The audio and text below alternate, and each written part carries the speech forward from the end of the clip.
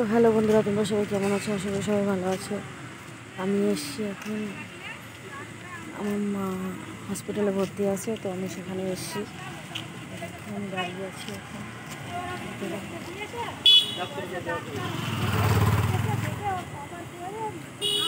এই সাইডে পুলিশ রয়েছে, হয়তো কিছু বলতে পারে,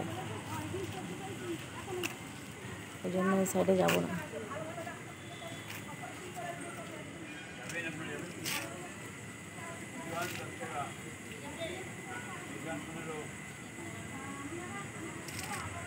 মা রয়েছে হসপিটালে ভর্তি, তো আমি তো ভিতরে যাইনি, তো আমার বৌদি গেছে, এই আমার দাদার মেয়ে গেছে উপরে মাকে খাওয়াতে, আর আমি বাইরে রয়েছি দাঁড়িয়ে।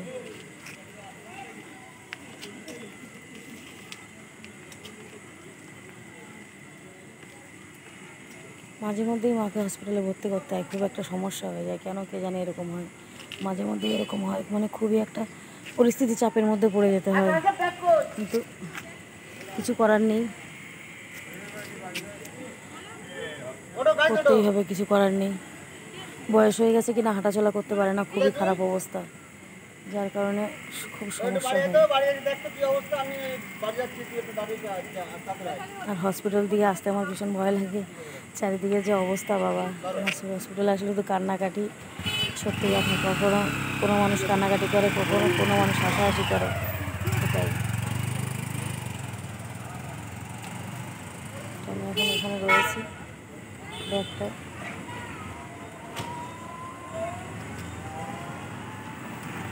তো ভিডিওটা কেমন লাগছে বন্ধুরা, অবশ্যই লাইক শেয়ার কমেন্ট করে জানাবে কেমন হয়েছে। বেশি আমার মনটা খুব খারাপ, তো ওই জন্য বেশি ভিডিও দিতে পারছি না। আর সবথেকে বড় কথা যে আমার ফোনটা খারাপ হয়ে গেছিলো, দুদিন ভিডিও ছাড়তে পারিনি। আমার ফোনটা হাতের থেকে